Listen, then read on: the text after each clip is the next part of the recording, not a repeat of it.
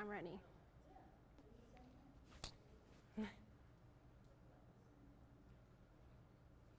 this streamed online too? Yes. So we can go back and rewatch it on the SARC website? Yeah. SARC YouTube. You just go to YouTube and Yeah, SARC YouTube. Okay.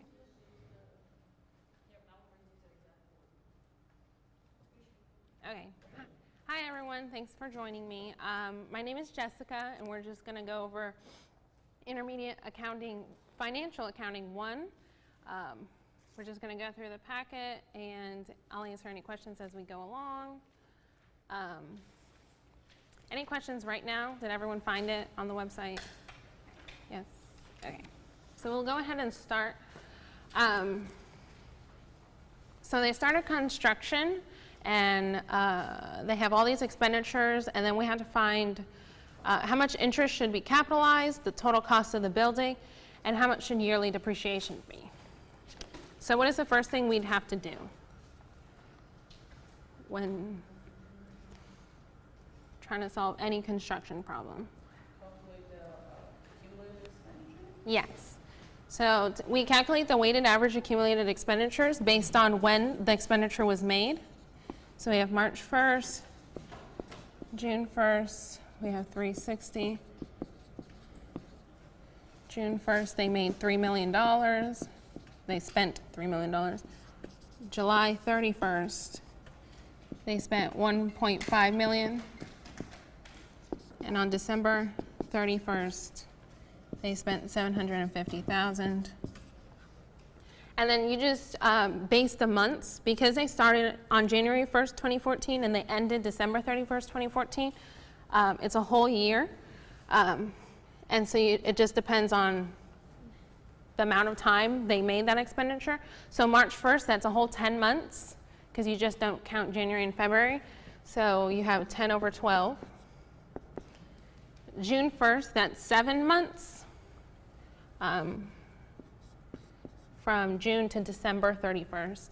July 31st, you don't count July, so technically you're only counting August, September, October, November, and December, so that's 5 months. And then December 31st, because that's the last day, it gets 0 months to solve for this. And then we just get our totals here across.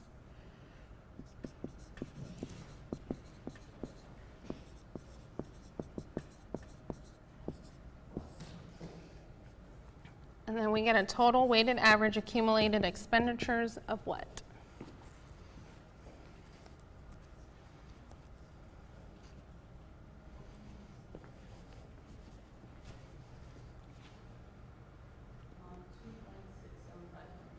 Yes.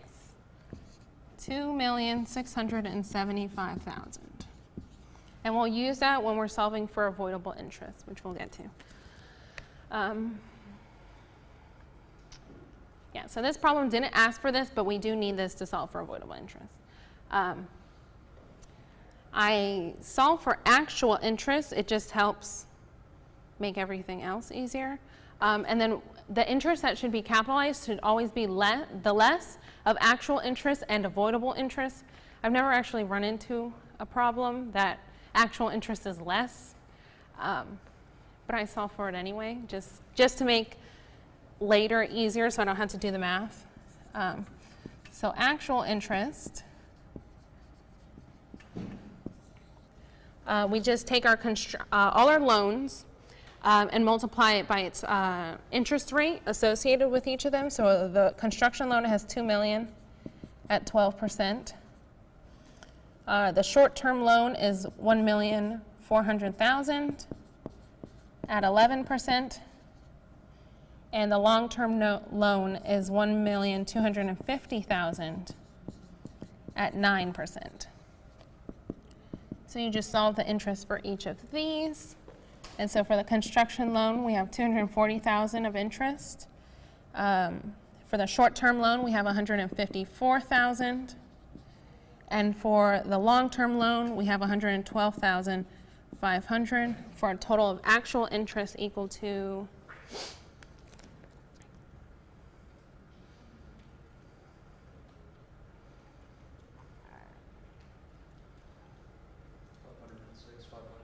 Good.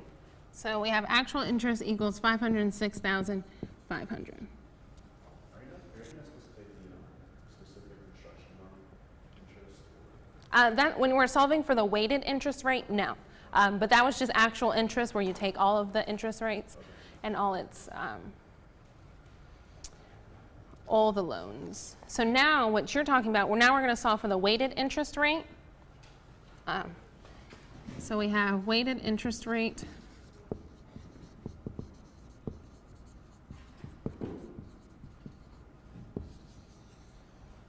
Where we take just the interest of the two non-specific loans over the total amount of the loans. So we'll take 154,000 plus 112,500, and we'll put that over the 1,400,000 plus the 1,250,000. And there we'll get our weighted interest rate, which we'll use to solve for avoidable interest.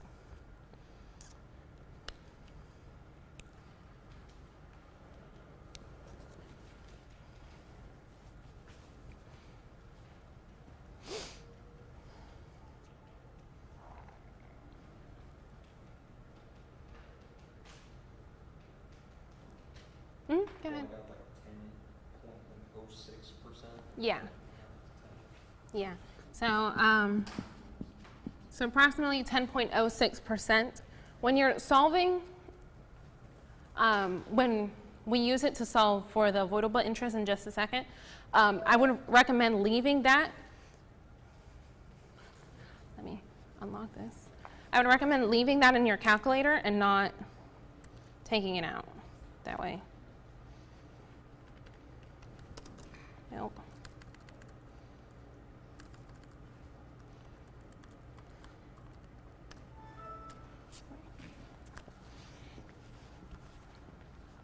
So leave that in your calculator when we solve for avoidable interest, because your number will be slightly different if you use the 10.06 versus if you just leave the long number in your calculator and use to solve.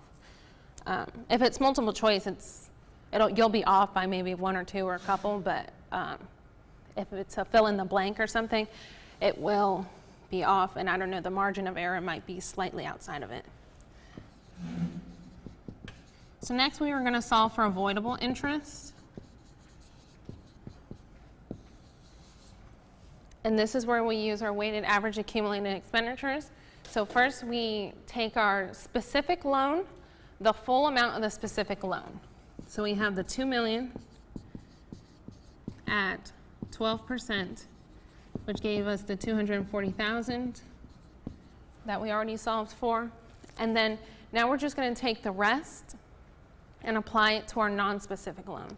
So the difference between the $2 million and the $2,675,000 is just $675. And you multiply by the 10.06%, and you're going to come out to 67,882. And that's if you left it in your calculator, which I did, instead of clearing it. And then we end up with a total avoidable interest of 307,882. Does that make sense? The 675 is the difference. It's the weighted average accumulated expenditures minus the specific loan. Okay. So you'll always, it'll just be the difference, and that's why you have to find your weighted interest rate, and that will always be applied. Any other questions so far? Yeah. Oh, sorry. Okay. Yes. So this is the interest from the specific loan, and this is the interest from the non-specific loan, and you come up with the 307. So that's one part of the question. How much interest should be capitalized? It should be the 307, because it's the lesser of the avoidable interest and actual interest, which like 99% of the time it will be this. Still have yet to run into a problem where that is the less, but that's the rule. That total for the general should be You might get a slightly different number if you cleared your calculator. That's the thing that I didn't do, that I just left, when I solved for weighted interest rate, I just left it in my calculator. It came to 0.10057, blah, blah. And then I just left it in my calculator. So you might have gotten a slightly different number. Yes? Which number is the avoidable interest? Oh, the 307. This is your avoidable interest. So since it's less than the actual interest, use that as the capitalized interest? Yes. Any other questions so far? Okay. So that's one part of the question. In any, like if they ask any question about this, they could ask for any of these numbers. They might ask you for weighted interest rate, avoidable interest, the weighted average accumulated expenditures. So just like this is just a sum whole problem, and you'll have to know how to solve at least a piece of it. And then next it wants the total cost of the building. So you just have to take each expenditure that they made and add it to the avoidable interest, because this is what you're capitalizing. So when you're solving for total cost, you'll have the 360,000 plus 3 million plus the 1.5 million plus 750,000 plus the 307,882. Yes. You just add the basic expenditures, not like the totals multiplied by like how many months are in the year. Yeah, no, it's just the total, because they actually did spend all this. So when they spent this in March 1st, they put it to like the construction in progress, but then once it finished, they moved it all to the building account. Yes. So you do still include the December 31st Yes. total in your total building Yes. costs, even though it wasn't calculated at the end? No. Correct. Any other questions so far? So the weighted average of accumulated expenditures didn't really matter for this problem, right? It mattered for avoidable interest. If they make you solve for avoidable interest, you'll need to solve for this unless it's given to you. But which part do you use in the equation? You use it for this, because you have to take the specific loan and then subtract the $2,675,000 minus the specific loan, and that's what you're applying to the weighted interest rate, the non-specific loans. So if they're making you solve for avoidable interest, you'll need to find the weighted average accumulated expenditures first. But they might give it to you. So I get a total cost is equal to $5,917,882. Yeah, it's just all the expenditures plus avoidable interest.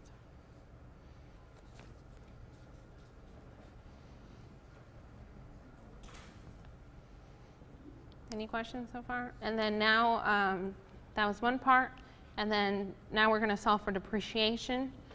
Yes. Sorry, I don't know if someone asked this already, but if the actual interest was lower than the avoidable interest, would you add it to the If that was less than the avoidable interest, then you would capitalize that and then add it in. But the chances are very slim, because this, you're taking full values of the full loan, and the chances that your weighted average accumulated expenditures will take all of your loans is very unlikely. So you'll most likely get less. Okay. So now solving for depreciation. You just take your total cost, the $5,917,882, subtract any salvage value, which we have 300,000, and divide it over its useful life of 30 years. So our annual depreciation comes out to approximately the 187,263. That's just a normal depreciation, calculating it. It's straight line. Doesn't say, but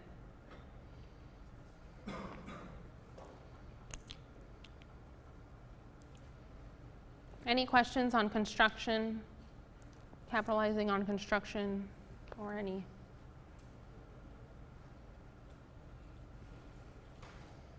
Yes, all makes sense? Okay. Moving on. Now we're going to work on non-monetary exchanges.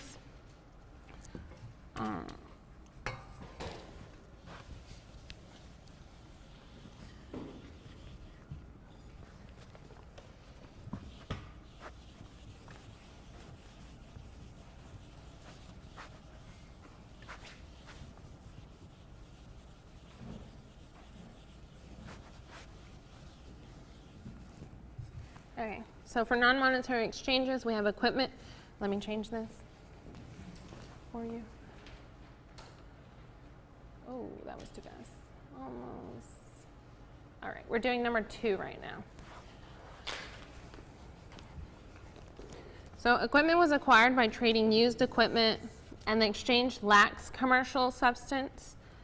And then, so the original cost of the equipment, accumulated depreciation and fair value, cash received, and the fair value of equipment acquired. So the first thing is you have to solve for any gain or loss. I mean, you don't have to do this in any real order, but I prefer to solve for gain or loss first. So we have fair value of the equipment we're giving up. So the fair value that we're going to use is the $80,000. And then we compare it to our book value, which they say the original cost is $100,000 and accumulated depreciation is $40,000. So the book value is $60,000. And then we have a $20,000. Is this a gain or a loss? Gain. A gain. Good. Okay. Because this it lacks commercial substance and we received cash, this is where we use the boot percentage. So to solve for the boot percent, to solve for the amount of cash we're going to recognize today and the rest we're going to defer, it's the cash you received over cash received plus fair value of the equipment received. So you're basically trying to figure out how much cash you received over the whole value you received. So in this example, we have 10,000 divided by 10,000 plus the 70. Because the fair value of what we're receiving is the 70,000. And so we get 12.5%. Yes? Why did you say we're using the boot percentage again? Because it lacks commercial substance and we have a gain and we're receiving cash. So you kind of have to go through a step system like a flow chart to see if we're deferring any gain or loss, if we're recognizing all of it or recognizing a portion of it, like in this example.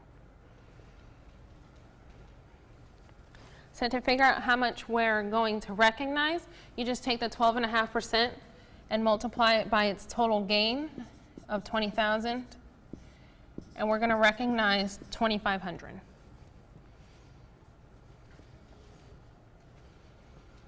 So this is the realized gain, and that means that 17,500, which is just the difference, this is the deferred gain.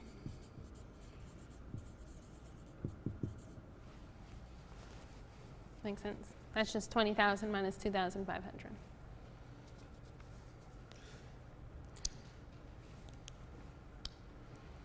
So now I'll solve for the new equipment cost, the amount we're going to put it on the books for. So we have new equipment. It'll be the fair value of our old equipment, so the 80,000. Plus or minus any cash. Because we receive cash, we're going to subtract it. So minus 10,000. And then you're going to subtract the deferred gain. So minus 17,500. And then, so your new equipment will be written on the books for 52,500.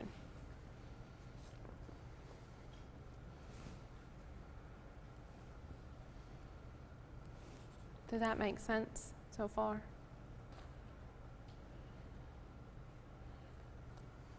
Okay. And now what's left is just to write our journal entry. Yes? Yeah. So this is the fair value of the equipment we're giving up. We're receiving cash, so you subtract it. If we were giving cash, we'd have to add that. So it's like plus or minus cash, and because we have a deferred gain, you have to take it out. And so our journal entry, we debit cash. We're receiving the 10,000. We debit accumulated depreciation, which was on the books for 40,000.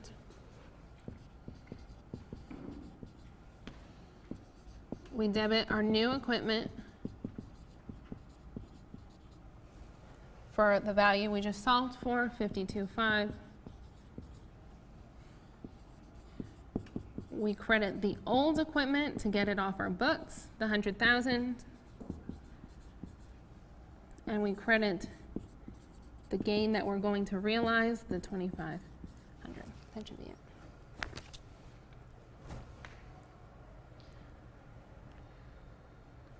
If you know all of this, so you know you have to debit cash, debit accumulated depreciation, credit equipment, and credit gain.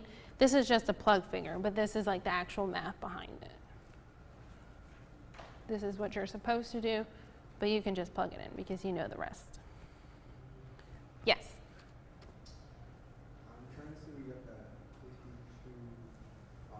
Yes. Is that from? That's from this that we solved for. So this, Okay. yeah. I thought that was another. No. That was another negative something. No.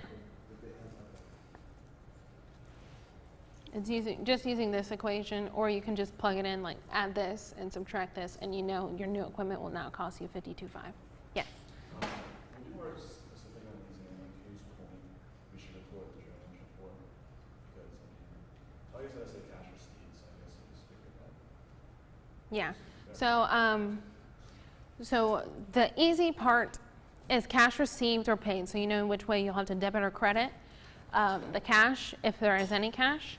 The new and old equipment, the old equipment cost and the accumulated depreciation, you'll always write it off like this. You'll debit the accumulated depreciation and you'll credit the old equipment. And then it depends on whether it lacks commercial substance, whether it has commercial substance, and whether you're receiving or giving cash, whether you have a loss or a gain. It all kind of depends.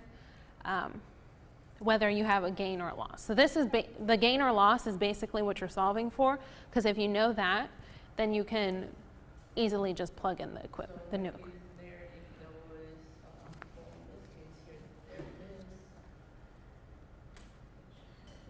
So if there was, in that case, if there was a loss instead, will you recognize the loss? Yes.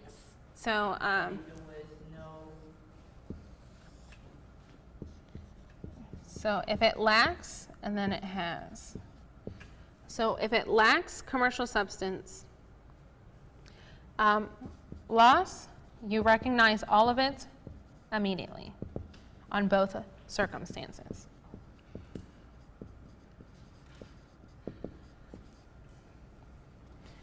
If it has commercial substance, the gain you'll recognize immediately.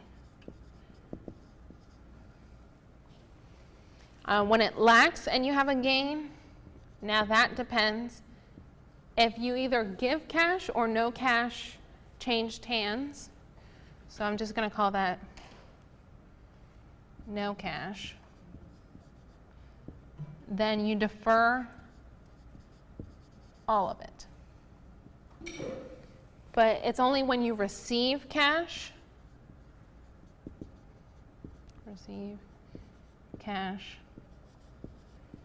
defer partial, and that'll be based on the boot percent. On the boot percent. Yes. What did you multiply that 12.5% to what to keep it? The full gain that we solved for. All times the Yeah, so we multiplied by the full gain, the 20,000, to figure out what we're realizing. Yes. Yes. So, and then the 17.5 is what's left over. Yeah, the 17.5, that's the deferred part. And if you use like this equation, then you'll need it. But if you just use the journal entry format, you can solve for it without knowing that it's deferred, but you'll have to know that this is realized. Yes. If you give cash, you can never recognize the gain. Yeah, so it's no cash or give cash. You'll defer all of it, and so you won't recognize the gain. Dang, this is annoying. Okay.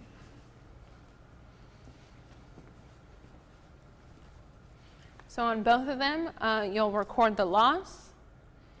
If it has commercial substance, you record the entire gain.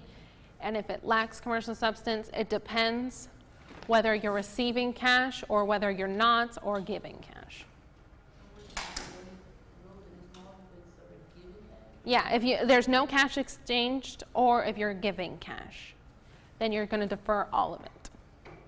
But if you receive cash, that's when you have to do the boot percent and figure out how much.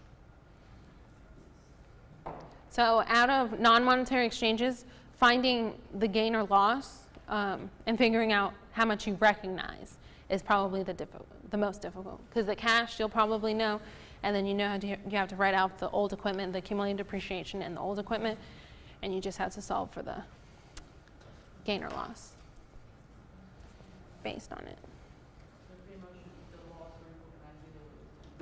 Yes, the loss you'll always recognize. It's just gains that are tricky. Yes? So this is the journal entry for this one. We'll do another example. I think I have 2 more or 3.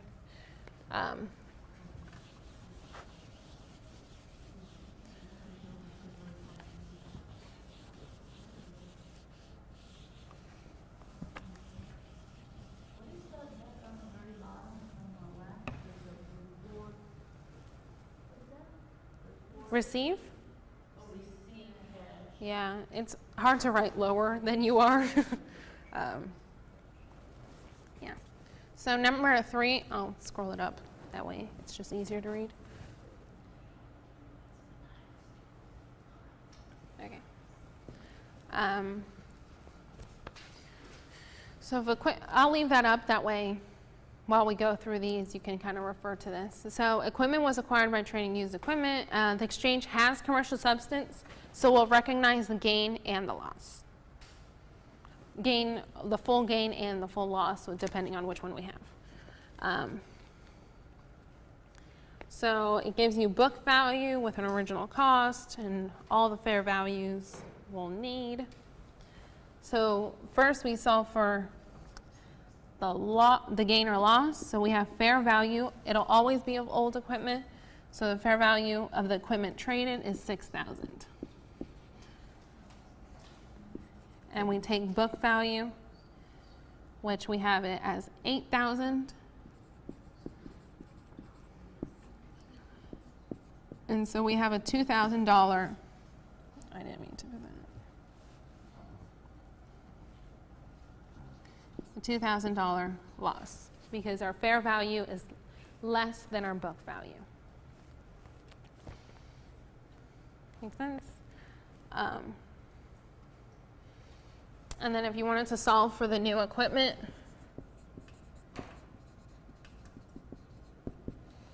you have the fair value of the equipment we're giving up, and plus we're paying cash of $7,000. So our new equipment costs $13,000. And now we just have to do all the journal entry. So You have to take off accumulated depreciation.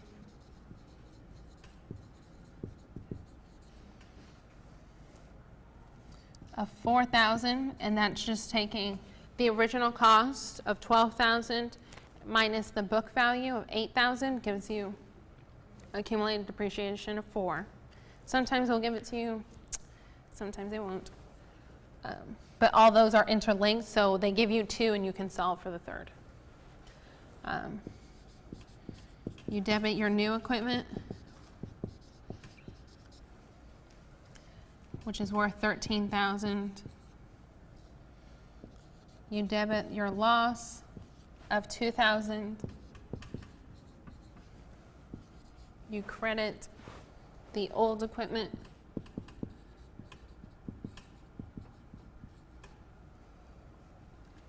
Of 12. And we're going to credit the cash that we pay of 7.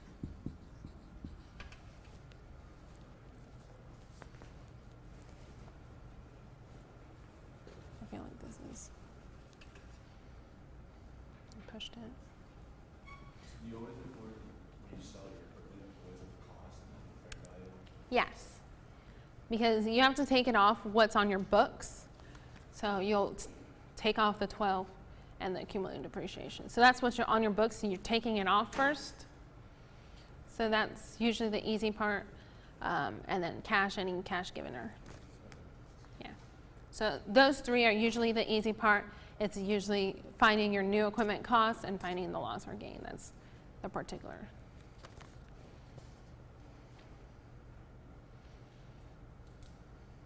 The fair value of the new equipment, it's rare that you'll use it. Sometimes they'll just give it to you to throw you off. But I don't think in any equation you'll need it. That's just to see, like you can sell it for that much, but that's not how much, it depends on how much your equipment was worth and how much you paid, how much it's going to be worth on your books for. And that's all part of the historical cost principle, basically.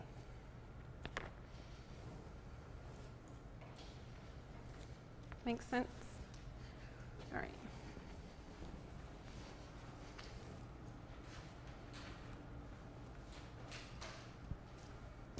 So now we're giving a note.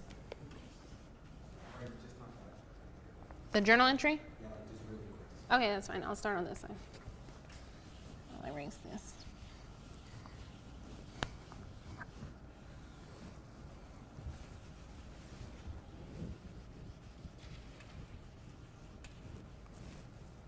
You're good? You're good? Okay. Okay.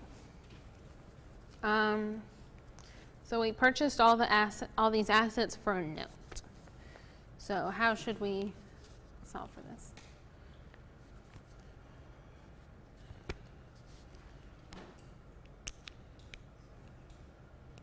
What is the question? Yeah, you got all inventory, land, and buildings for a $220,000 zero interest bearing note, which is due in 1 year. So anytime you see a note, what is the first thing you kind of have to do? Find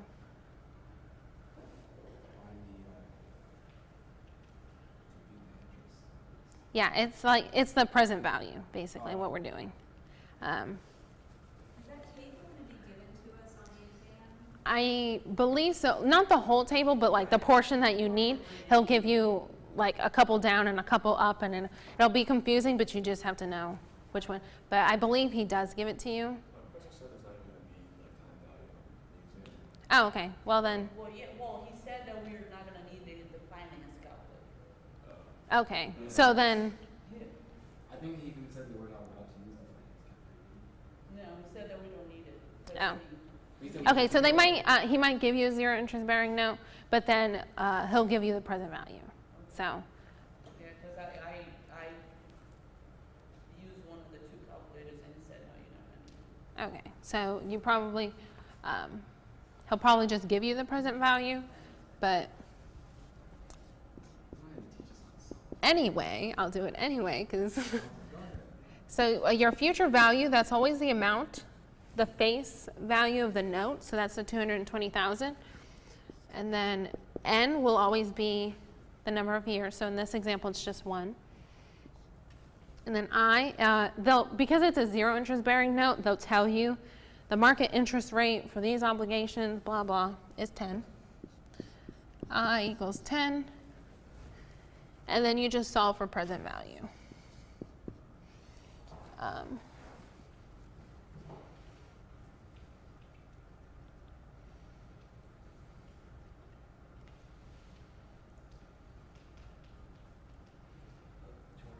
Yeah, your present value will be 200,000 in this case.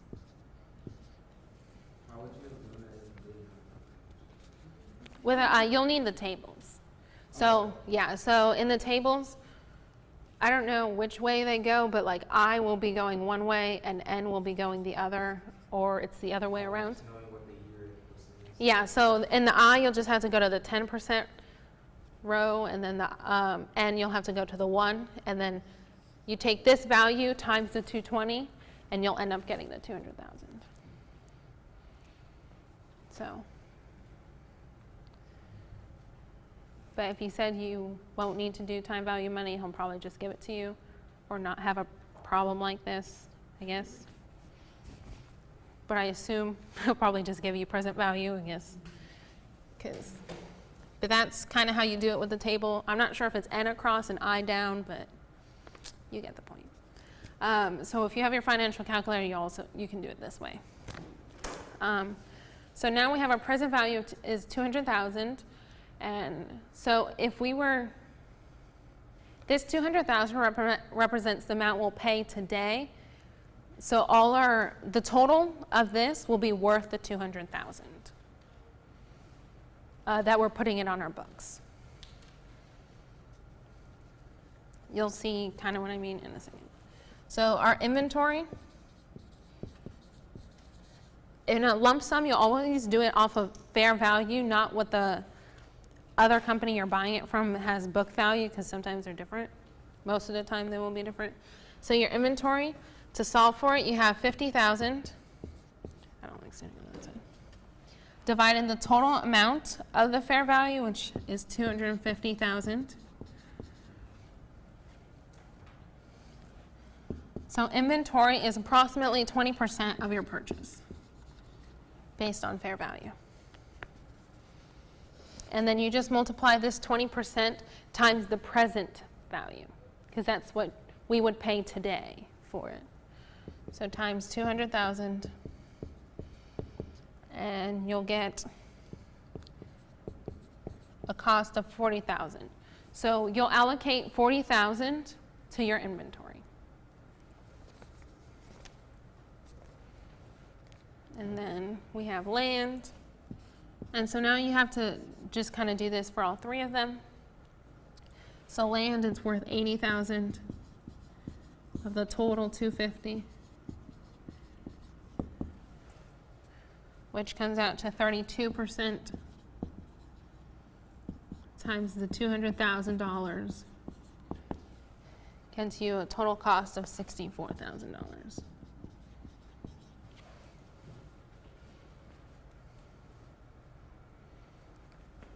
And then our buildings.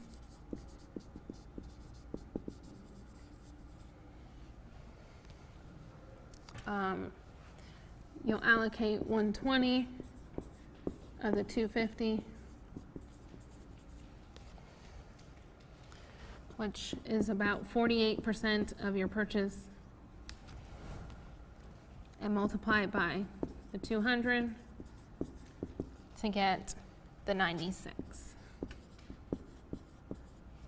Does that make sense so far?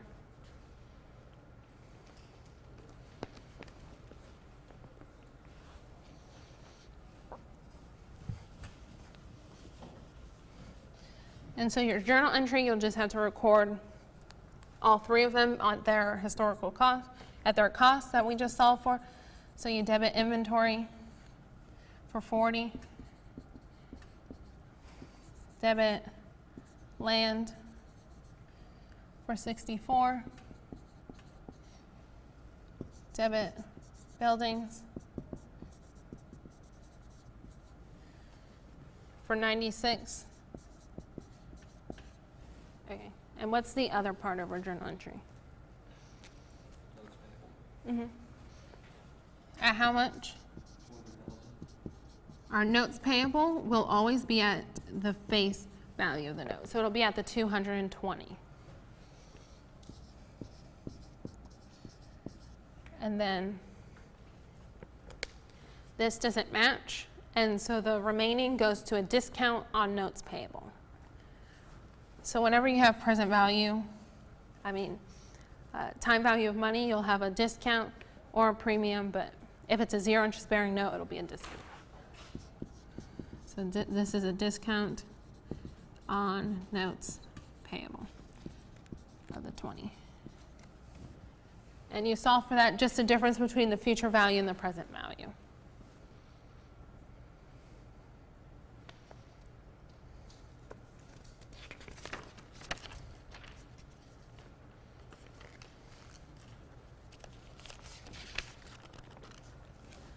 You always record the notes payable at its face value, because in 1 year you'll have to pay the whole $220,000, and you want that to be represented. Any question on this, allocating based on fair value, kind of like a lump sum purchase? So what exactly were we solving for? The question doesn't really ask. I guess it was like the interest rate, not the interest rate, the journal entry, just, Okay. sorry about that. But it's like, what's the journal entry to record this?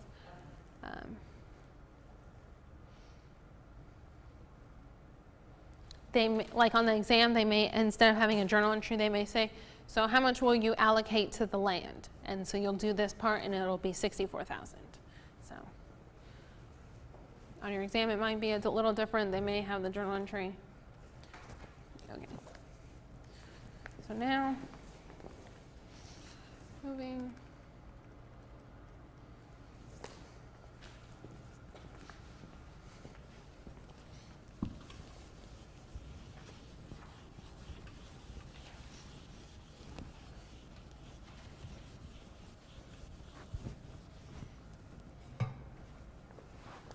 So this is another one that it's non-commercial, non-monetary exchange. Because they sold it in the middle of the year, and the other ones, they don't tell you when they sold it, so you don't have to adjust your accumulated depreciation for it. But in this one, because they tell you they sell it on April 30th, you'll have to depreciate it from January to April 30th. So to do that, you'll have to find yearly depreciation, which we should be used to by now. So we have $2,100 per year. It's just their original cost minus salvage value divided by the 5-year useful life. So you have $2,100 per year. And you just have to take the 4 months. So that's just January, February, March, and April. So you multiply it by 4 months, divide by 12. To get the depreciation, we'd have to record $700. So our accumulated depreciation, our correct accumulated depreciation is a $6,300 plus the $700. So we have a total accumulated depreciation of $7,000.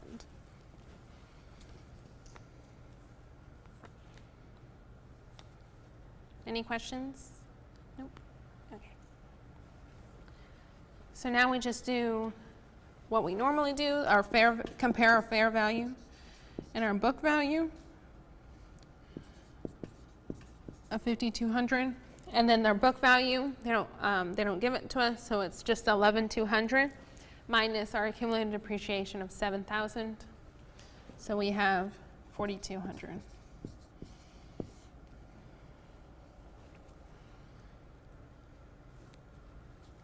So we come up with a gain of 1,000 because our fair value is higher than our book value.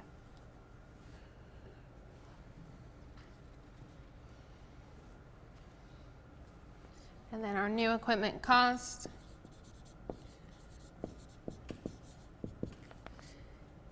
is the fair value of what we're giving up, so the 5,200 plus or minus any cash paid or received, and we paid cash of 10,000, so plus the 10,000. So our new equipment will be on our books for 15,200. And because this problem has commercial substance, we're going to recognize the entire gain. Even though you give up cash. Yes, because when it has commercial substance, you recognize losses and gains completely. It's when it lacks that you get into the issues. So you write off your old equipment, so we have accumulated depreciation of the 7,000 we recorded. Debit our new equipment of 15,200.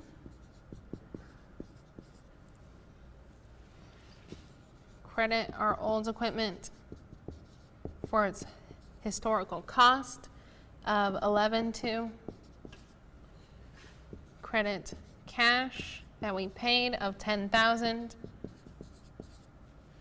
And we credit the gain on the sale of 1,000. Does that make sense?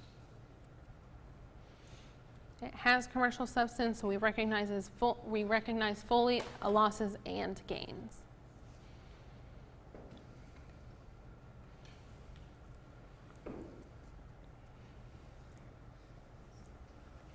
So number six, is just record the previous transaction. What if it lacks commercial substance? So I'm just going to kind of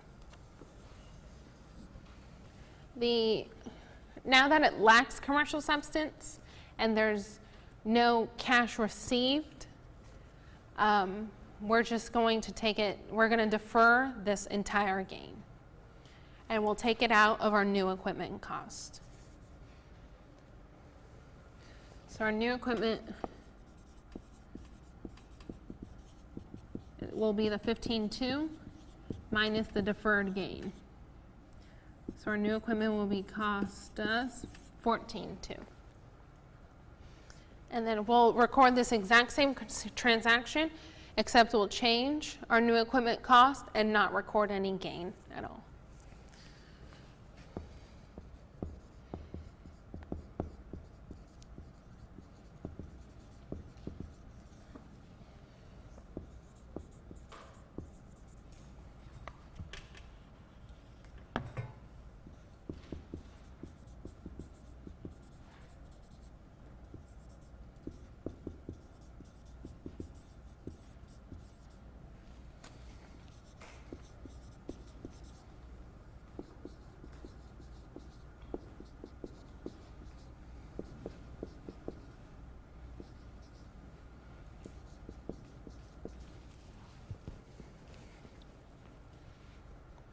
So everything's the same, you just take out the gain and take the amount of the gain out of the new equipment.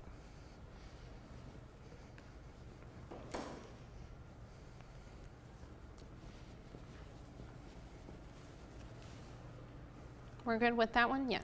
Do you mind the book percentage if you had to do that? For the denominator, the cash received is the fair value of the equipment. Is the equipment the new equipment or the equipment you're giving back? It'll be the new equipment. So that's like the only time you'll use the new equipment fair value.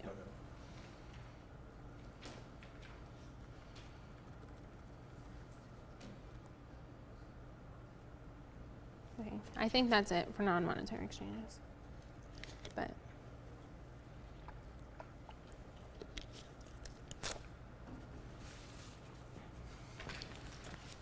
so on to the next. I can erase this all? Okay.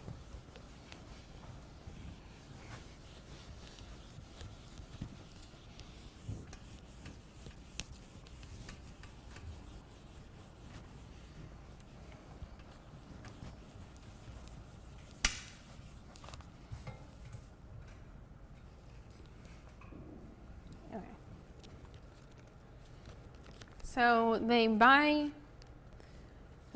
Winston is now buying Harry Company. And we're trying to find out how much goodwill we're going to record. So we have the fair value of the assets.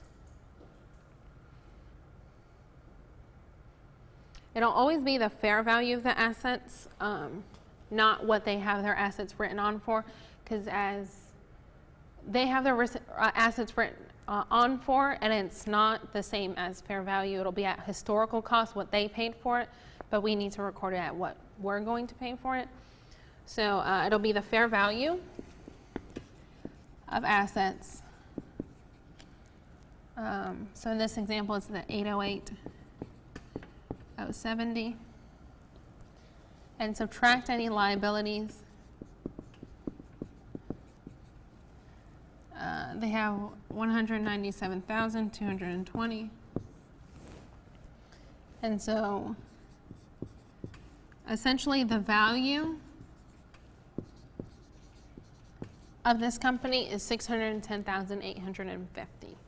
So that's kind of how much that company is worth, except they have goodwill, and that's why we paid more than the value. So we have a purchase price of, we paid 702,180. We're going to subtract the value, and then we have 91,330. And this is our goodwill. So we paid 91,330 more for whatever Harry Company has to offer. So whether it's good reputation or a whole bunch of other things. So that's the goodwill portion.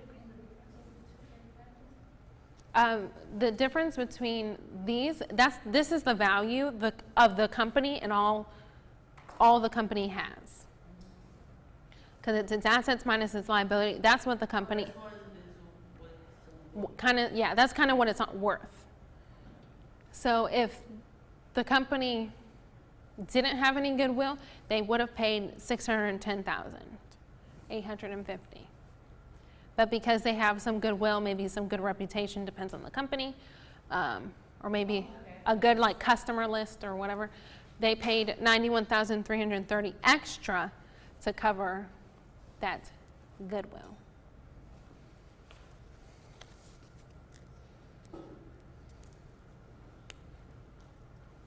Make sense?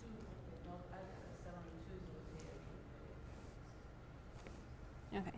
So number 8, they have ABC has a patent that has a carrying amount. We're going to see if they have a loss on impairment.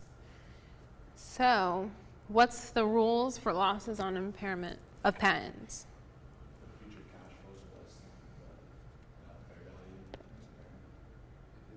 It's less than carrying. Yes. So the carrying amount is 450, and the future cash flows is only 203. So that's the first test, and so we know we have an impairment because the future cash flows is less than our carrying amount. And now to solve for the carrying amount. Yes. If there was no impairment, we're not. The question was like, you don't report the impairment, and we see that there's no impairment, and so we just leave there's no impairment. Yeah, like if there's no impairment, one of the options will say there's no impairment, or like, Okay. yeah. So if the carrying amount is 450, so if the future cash flows is 500, one of the options will have to be there's no impairment or something. But so that's like the first test to see if there's a loss on impairment, and then now we're going to see how much the loss is. So how do we solve for the loss?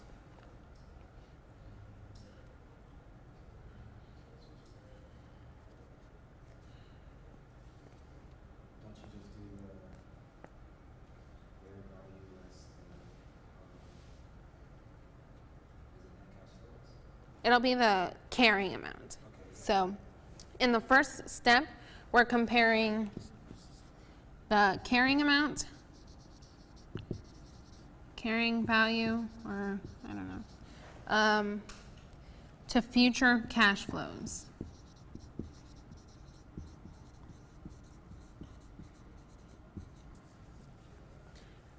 And then this is where we decide whether there is an impairment or not, and we decided there was, because future cash flows was less than the carrying amount.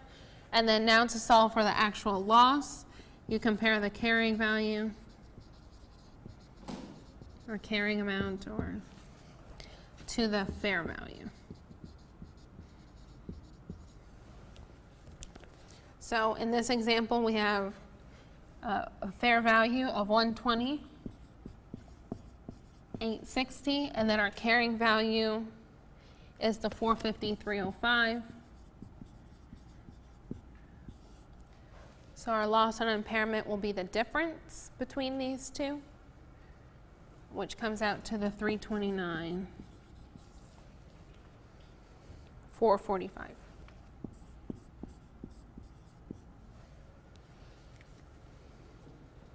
And then how would we record it? What journal entry? It'll be this amount, but what are the two account names? I believe it's a loss on impairment, you debit and credit accumulated depreciation. No, you'll credit directly the patents account.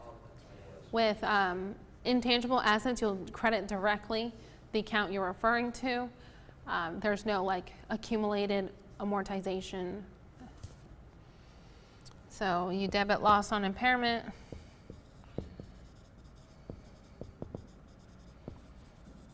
And we're referring to patents, so you're going to credit patents for that amount, the 329. Oh, that was really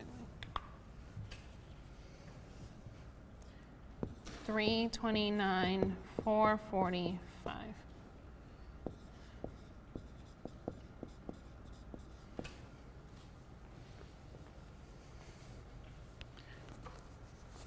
So, any questions on impairment, patent impairments? Yes. So it's if the carrying value is less than the future net cash flows, or is it the other? If carrying value is greater than the future cash flows, then there is an impairment. There isn't? Is. If carrying value is Yeah. greater than future net cash Yeah, so if it's greater than, this is an impairment. If it's less than, that's no impairment.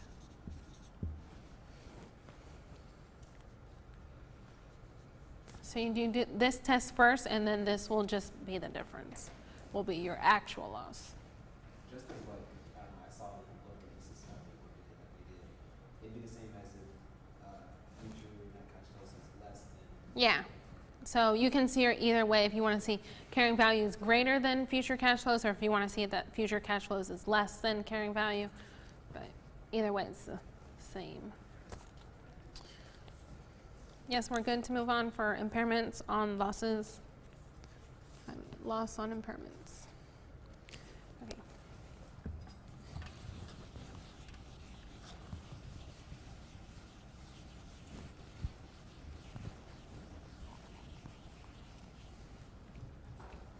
So number 9, we have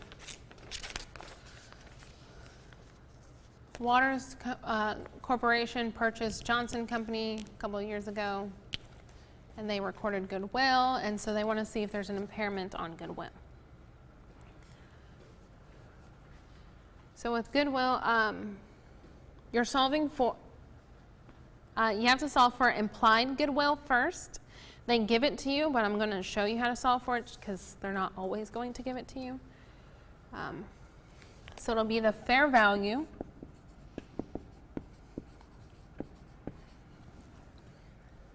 of the whole division. So the 731,820. So it'll be the fair value of whatever that company is. And you're going to compare it to the net assets minus goodwill. So they give you net assets. Oh, they don't give it to you. So you have to solve for that. So The net assets including goodwill has a carrying amount of $793,370, and you have to subtract the goodwill that they recorded. So the $394,050. And you come up with $399,320. So the net assets of all the assets that was purchased 3 years ago, except goodwill, is worth the $399 minus goodwill.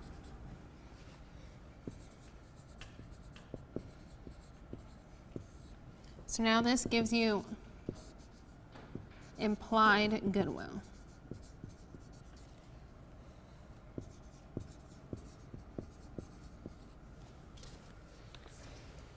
So this is what implied goodwill is, essentially the fair value of the goodwill.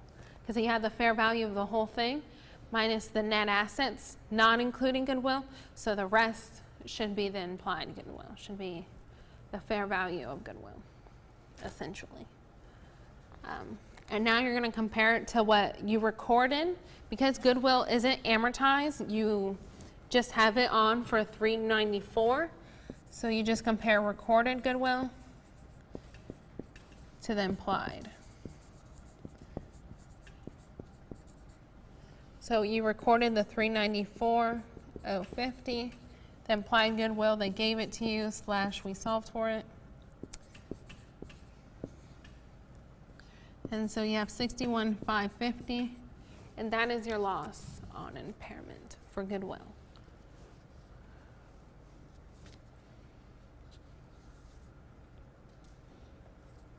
Does that make a little bit of sense?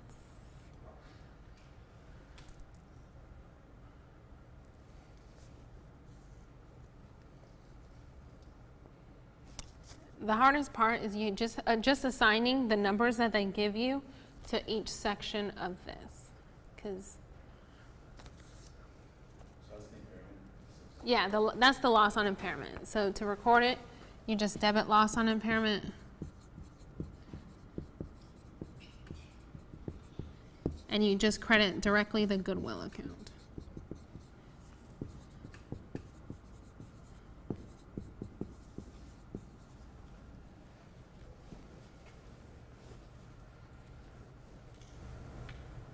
Say what goodwill?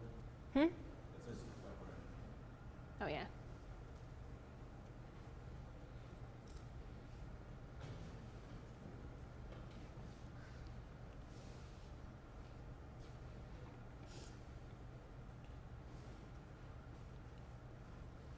So the goodwill has two separate parts, because you have to find essentially the implied goodwill or the fair value of the goodwill, because there's not an open market for goodwill, so it's kind of hard to put a fair value to it except by doing it this way. So that's kind of why it's implied, because you can't really sell goodwill. Hmm? Yeah. So the next one, they purchased a patent, and then they realized that it's going to become worthless much faster than they thought it would.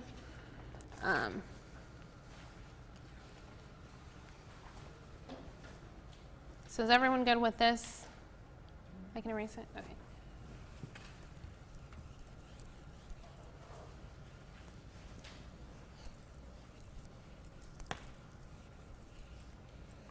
So we record, we have to find how much the carrying amount of the patent is at the point where they realize that it's going to be a much shorter time span. So, so we take the full value, the $1,724,200, divided by the 10 years useful life. It'll always be the less of the useful life and the legal life. The legal life, if it's, well, it'll be 20 years if you created the patent, but sometimes if you sell the patent, then it's less because you bought it years after. So divided, but it'll be the useful life, or the legal life.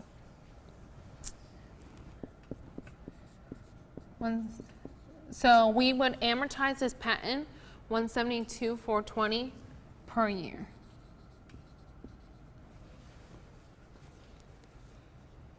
They give you both the legal life and useful life, useful life. Yes. Or is whichever is lesser?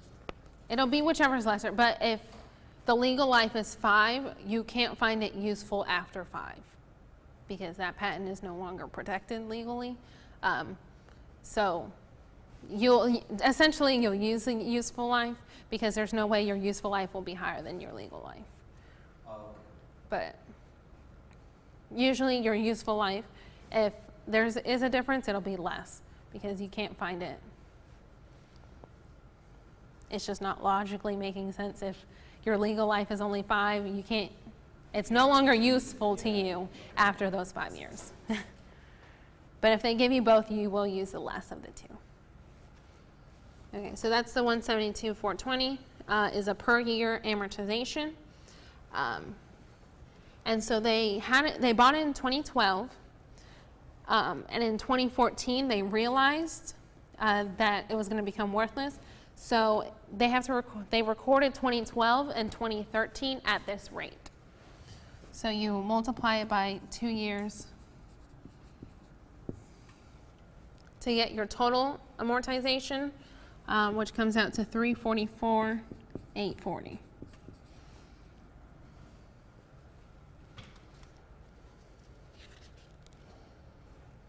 And then you just take the difference, 1,724,200 minus 344,840. So you have a carrying amount of 1,379,360. So at the beginning of 2014, this was your carrying amount. You divide by 4 because it says 6 years from the date you acquired it. So it's, and 2 years have already passed, so 4 years are left. So you're going to amortize $344,840 per year on this new schedule. And so the amount of the patent on your balance sheet at December 31st will be $1,379,360 minus the $344,840. So Which 344,840 are we subtracting? The 4-year one? Okay, it's the same number, so it's confusing. wow. I never even noticed. Okay. This one. Okay. Thank you. Yeah, because this is just accumulated after the 2 years. Right. I never even noticed. Because I didn't write it out this way, so I didn't notice that these two were the same numbers. Yeah. So this is the carrying amount at the beginning of 2014, and then you subtract how much you amortize for that year.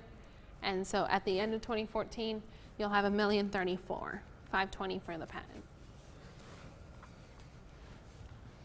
All right, makes sense?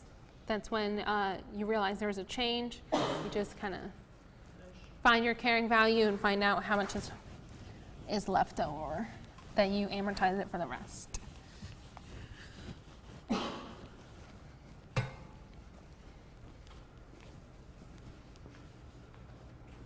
So this one,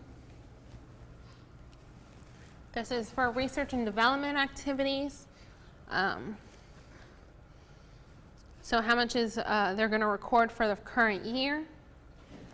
Because the equipment has a alternative use in the future, you're only going to include the depreciation for that 1 year. So you're going to include, it'll be the 365,6 divided by 5 equals 73,120. So that's the depreciation from the equipment. You'll include the materials consumed. You'll include any consulting fees, the personnel costs, and any indirect costs that they allocate So the 48.8. The materials purchased for future R&D costs, that's the only thing we're not including, because that's not for this specific R&D. We're going to use it maybe in the next year for the future R&D things. So our research and development expense for the year will just be the 422,770.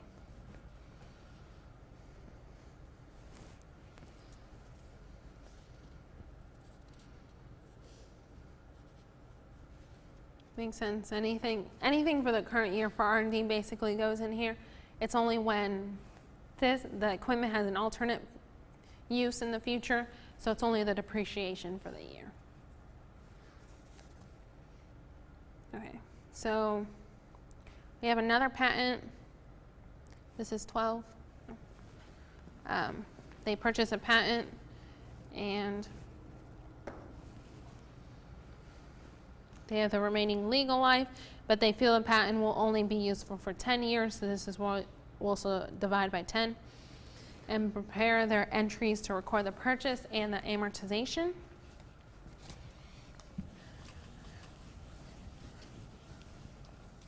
So when they purchased it, you debit the patents, and they paid cash for it. So it's the full amount.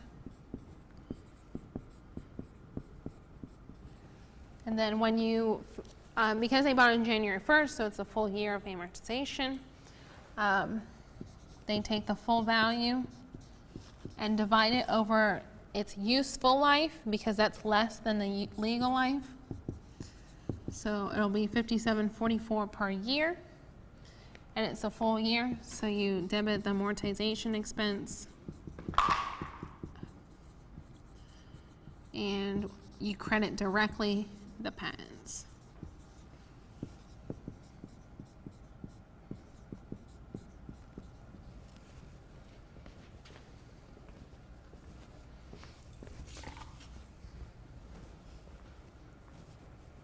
Pretty simple, makes sense? That one's just in general. All right. So now in the next one we have a patent, but they defended it successfully. Their lawsuit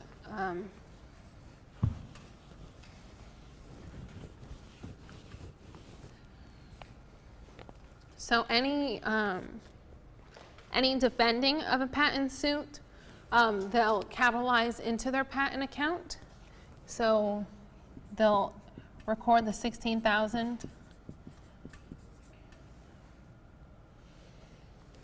that they used to defend the patent suit. They'll put it into the patents account. And then now to solve for the amortization for the year, they have the carrying amount on the books at the beginning is $41,344, and you'll add the amount of that they added from defending. And when they bought it, it was useful for 10 years, and they still feel like it's still to the end of 2023, so that's still the 10 years from the purchase date. So now it's only 8 years, because they bought it in 2014, and this happened in 2016.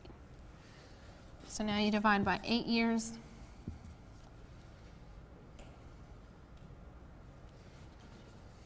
And we'll get our amortization for the year of $71.70.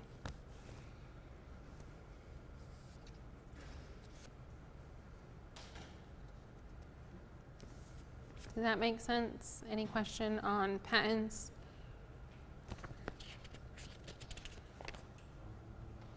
Yes. So is the journal entry for the amortization expense 7170 accumulated amortization? They'll credit the patents account directly. All intangible assets, they'll credit the intangible asset that the amortization refers to directly. Okay. Yes. For the 8 years, so all we're to do is subtract that from the legal life, the useful life? Yeah, because in 2014 it was useful for 10 years, and now we're in 2016, so there's 8 years left. Because of 2 years of that. Yes. Because they say that it'll still be useful till the end of 2023, so that's still the 10 years from the 2014 when they acquired it. So, but it's not just like, No. That's how it could be done, but it's not that. Yeah, it's not that. Okay. It's just that's the way it worked out. But sometimes they'll defend a lawsuit and they'll feel, okay, now it's going to extend 1 year. So in this case, it'll be 8 years left, and they're extending it 1 year, so you'll divide by 9. So you have to read if the lawsuit extended the useful life or shortened it, or if it just kept it the same. In this example, it kept it the same. So it's Mm-hmm. It's 2014, 2 years passed, Mm-hmm. and it would have been useful for 10 more years because the 2 years passed. It's now useful for 8 years. Yes. Makes sense? All right. So now we have a company that purchased a truck, and we're depreciating based on activity, which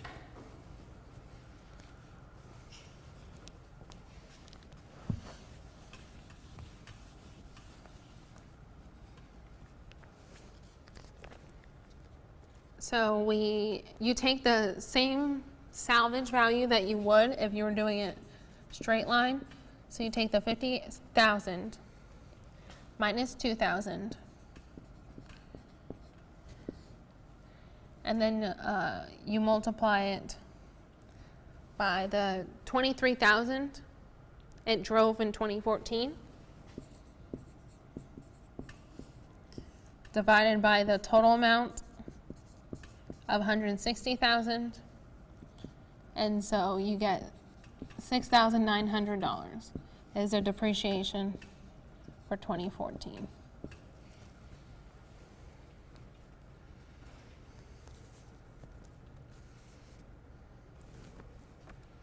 In this kind, you can either do it this way, or you can figure out for how many dollars they'll depreciate per mile and get like a rate and then apply it to each year. Like, so in this one, I have 48,000. So in 2015, they used it for 31,000 miles. And so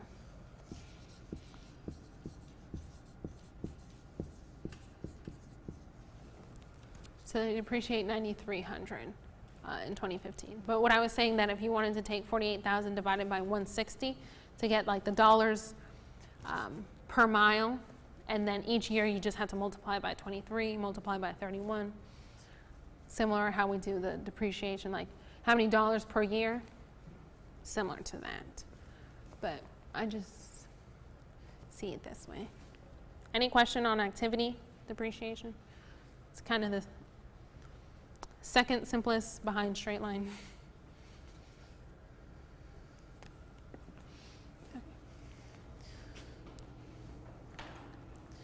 So they purchased a machine, and they got all this extra stuff that they had to pay.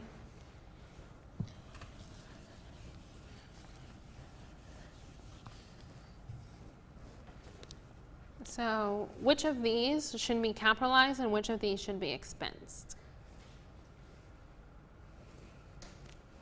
So we know the truck, the actual purchase price of the truck, the 50,000. Oh, sorry. Looking at the actual purchase price is the 28,000. Sorry, looking at the wrong example. So we know that's capitalized. So the $200 in title fee and county property tax, the title fee of $200. Are we capitalizing that or expensing it? Yeah. The county property taxes, would we capitalize that? Yeah.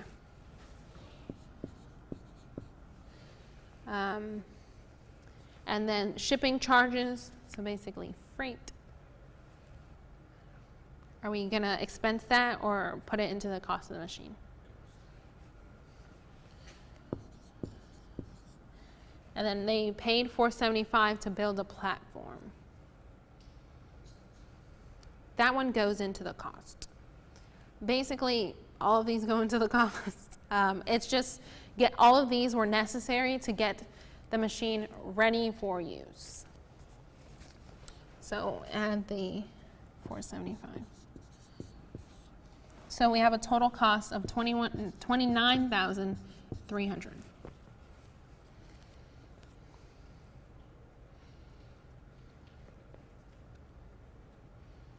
And then it doesn't say a method, but so you assume straight line. So we have 29,300 minus the salvage value of 3,000. You divide it by 5 years useful life to get 5,260 per year. But this one they bought on June 30th, so you're not going to depreciate for the full year. You're only going to do for half the year. So you take the 5,260, multiply it by 6/12, which is half, and 2,630 is the depreciation for 2015.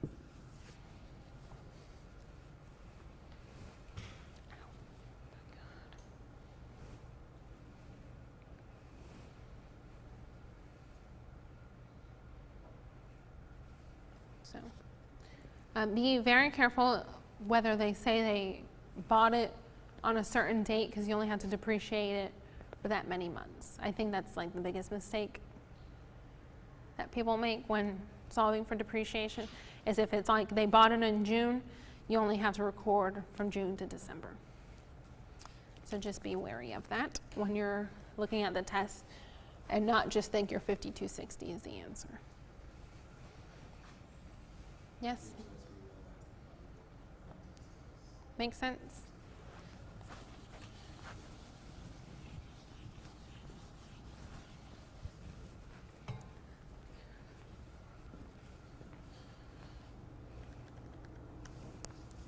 Okay. So they bought equipment with a cost of $9 million, accumulated depreciation. And they're seeing if they're recording impairment for the equipment. So this is similar to patents, where you compare your future cash flows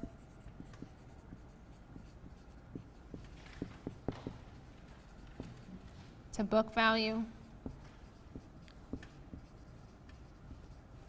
So in this example, your future cash flows is $7 million.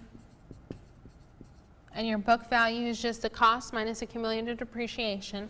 So our book value is 8.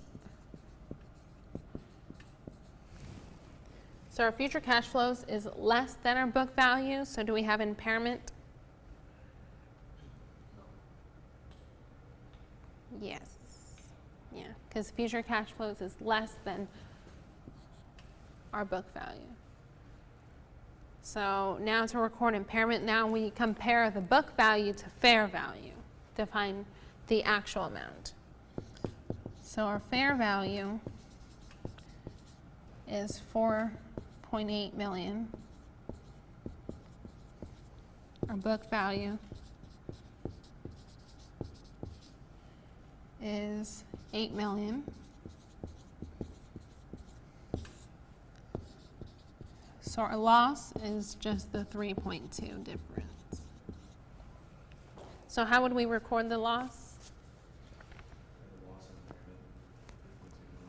and impairment, 3.2 million. Credit the equipment for In this one, it is an accumulated depreciation. Because because equipment is just a property, plant, and equipment, so it does have an accumulated depreciation that follows it. So you would just put it into accumulated depreciation. So you debit your loss on impairment, and you credit accumulated depreciation for the 3.2 million. Intangibles are the only one that you take directly from. So not goodwill because you don't amortize that, but patents and franchises and all that. Okay. Does that make sense? It's similar to patents. You have to compare it to future cash flows first to figure out if there is an impairment, and then compare it to fair value to figure out the actual amount.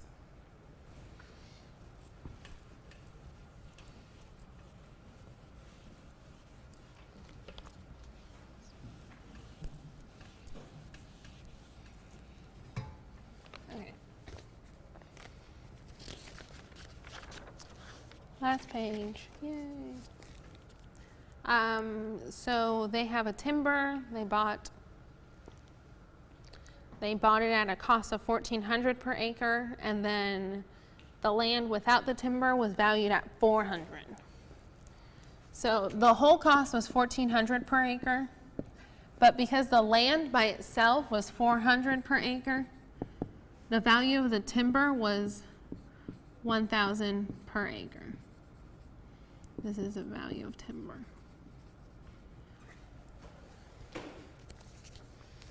And then it was 9,000 acres. So to find the total cost, it's 1,000 per acre times 9,000. So you get 9 million. That's the total value of the timber that they purchased. And then the total amount, they say they logged 700 and sold 650 board feet, and of the estimated 3.5 million. So first you have to find the dollar per board feet. So you take the 9 million and divide it by the total amount of estimated board feet. So the 3.5 million gives you approximately $2.57 per board feet.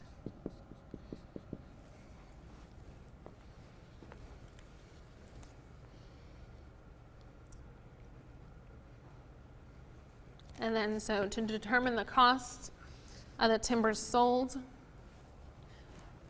you just take the 2.57. I would leave it in your calculator, the amount, because it's a long number. Just if you clear it and put in 2.57, your numbers will be slightly off than what I have. So you have the 2.57, and they sold only 650,000. So they have 1,671,429. So essentially, this is their cost of goods sold.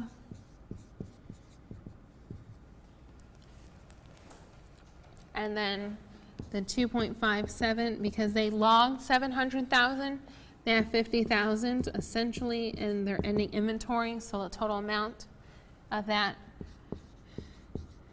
is a 128,571. This is their ending inventory.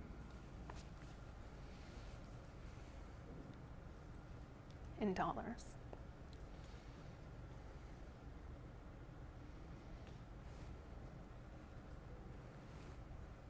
You just have to find the total value of the timber divided by the total number they believe there is. So this is measured in board feet, so the 3.5 million, and get like $1 per board feet to figure out this.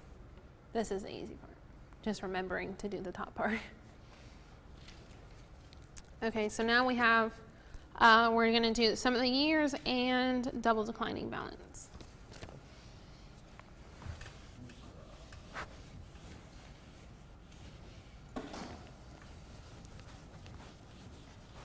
Okay. So some of the years, we have a cost of 1 million, a salvage value of 100,000, and a useful life. Wow, there's a mistake. It's useful life, but of 5 years. Sorry about that. Okay, so in 2014, when you do some of the years, it'll always be the cost minus salvage value that you're multiplying by. So in this example, we'll always multiply by 900,000. And then using the sum of the years, because it's 5 years, it'll be out of a total of 15.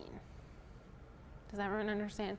You can either just do 5 plus 4 plus 3 plus 2 plus 1, or you can use the equation that it's like n plus 1 divided by 2.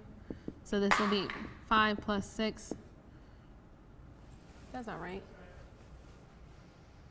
5 times 6. Oh, they're multiplied. I was like, that's not right. 5 times 6, so that's 30 divided by 2, so it gets you 15. 900,000 is your cost minus your salvage value. So in 2014, there was 5 years left. So you multiply 5 over 15 to get 480,000. And then they bought it on April 1st. So they only have to record 9 months of the year interest. So it's 9 out of 12. So their total the total depreciation for the year is 360,000.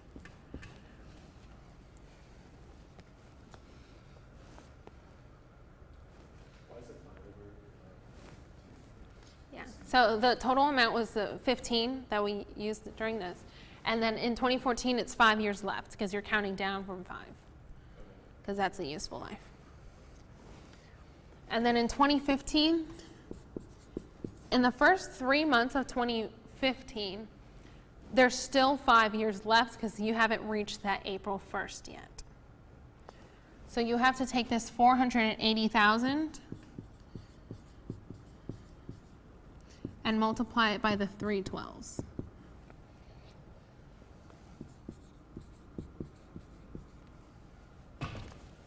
So that's the depreciation for the first 3 months of 2015.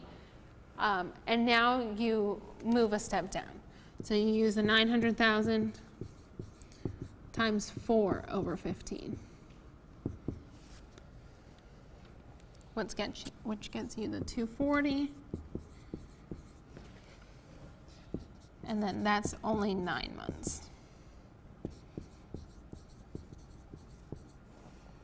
And then so if you add these two, you get 300,000 is your depreciation for 2015.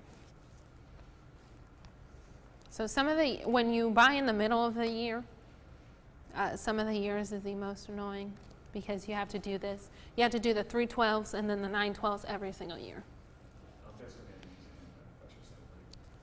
Yeah, I don't know if they'll do it a middle of the year, but if it's just the harder is getting the middle, if they buy in the middle of the year, but he'll probably just give you like January 1st, and you'll just do this part, and it'll be 480 for this year, and then it'll be 240 for this year, and so, oh my God. In 2016, you just have to record this 240 times 3 over 12. Is 60,000. And then now starting on the April 1st of 2016, you do the 900,000, and now there's only 3 years left, so you do 3 over 15.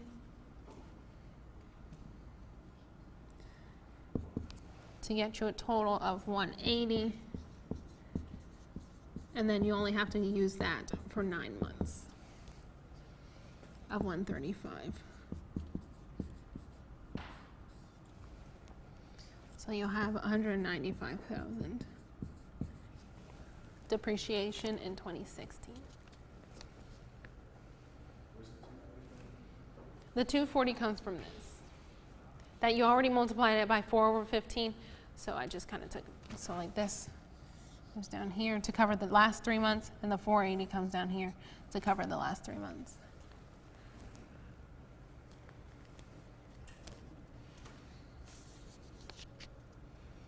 So that's some of the years, and then you just kind of keep going until you depreciate the whole thing.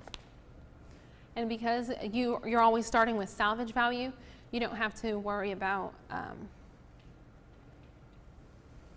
being left with salvage value like with you do with double declining, which is why we're doing all 5 years in double declining, just to show. So does some of the years make sense, the method? Any questions on it? Okay. I'm still trying to get that last one. Okay, go ahead. Keep The going. end is because we got 5 years, right? Yes. Okay. Yeah, the N is the 5 years and you multiply them.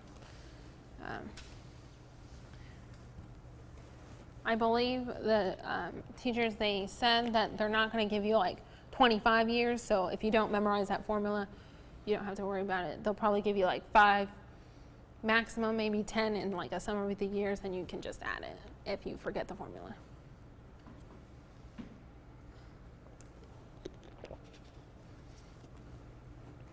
You're good? All right.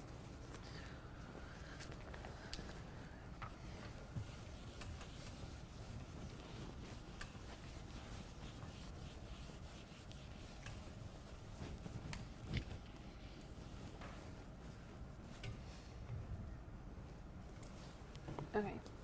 So now we're going to do double declining balance.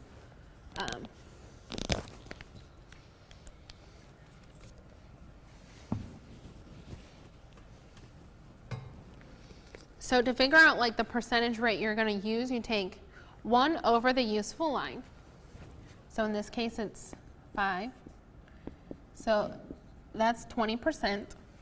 And then you multiply it by 2. So you get 40%. So in straight line, you do 20% per year. But under double declining, they make you do 40%. Hence the name, double declining. Denominator there is the number of years. Is that what Yes, it'll be the useful life. So if it's a 10-year useful life, it'll be 1 over 10. So that's 10%, and then the times the 2, that'll give you 20%. Will be the rate you use.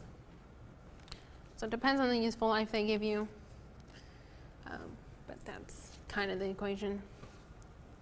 So in 2014, in the double declining balance, you'll always start with book value. So you don't start with your whole, well, you start with your whole cost, but because that's your book value at the time of acquisition. So we'll start with $1 million because that's your cost. You multiply that by the 40% to get you 400,000. But we bought it in the middle of the year in April, so you only have to do 9/12 of that. So your depreciation in 2014 is only 300,000.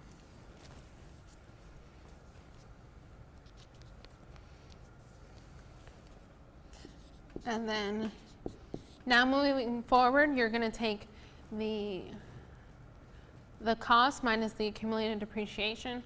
So in 2015, there's only accumulated depreciation of 300,000. So it's 1 million minus 300,000. So your book value is 700,000.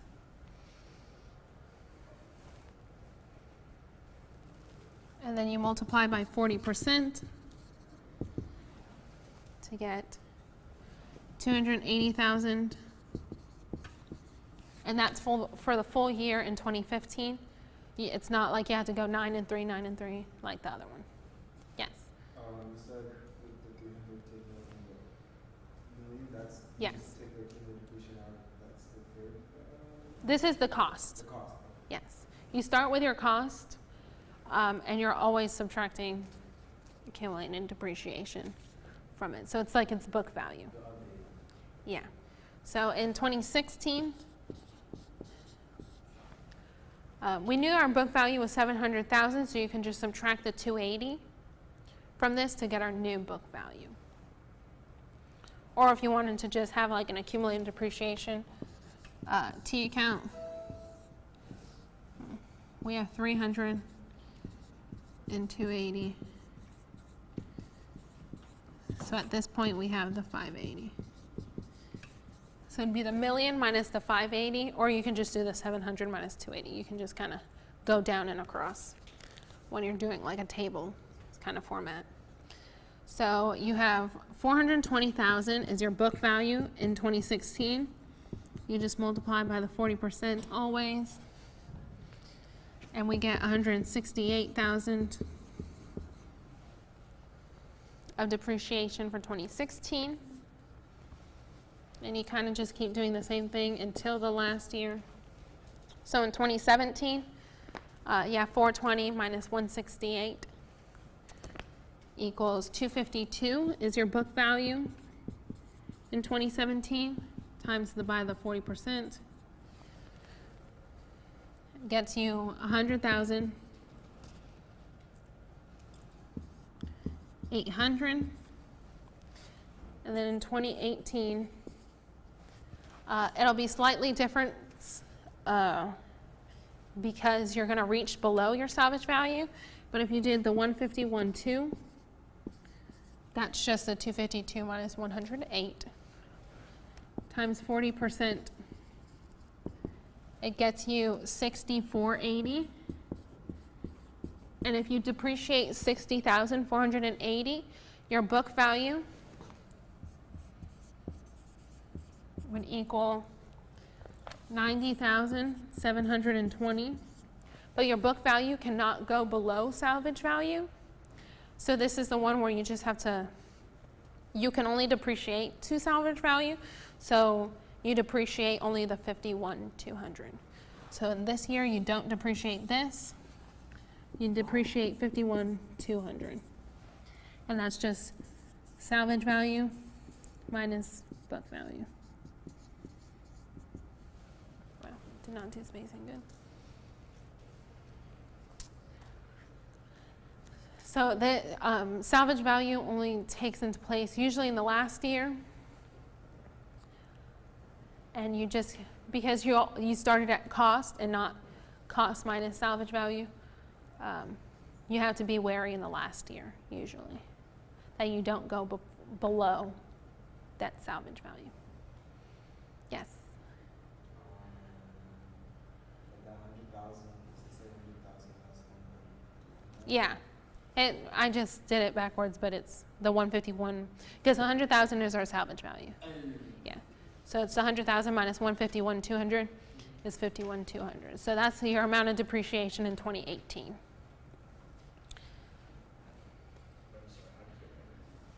It's just 100,000 is the salvage value minus your book value of 151,200. And then so you can, doing it, you get 60,480 using the normal method, but you can only depreciate the 51,200. So in the final year, your depreciation expense will be 51,200. Any other questions on double declining? Any other questions on the final exam?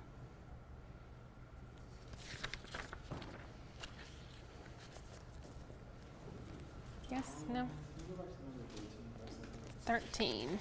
Okay, go ahead. Mm-hmm.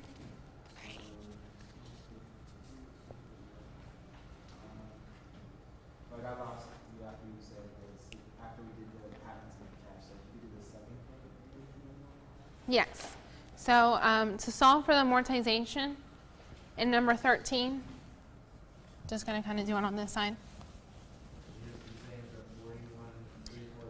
Yeah, you take the 41,344 because that's your carrying value, plus the 16,016. So when you bought it in 2014, there was 10 years left. So in 16, there's 8 years now because 2 years have passed. So you divide this by 8 years. And then so you get your 7,170 per year.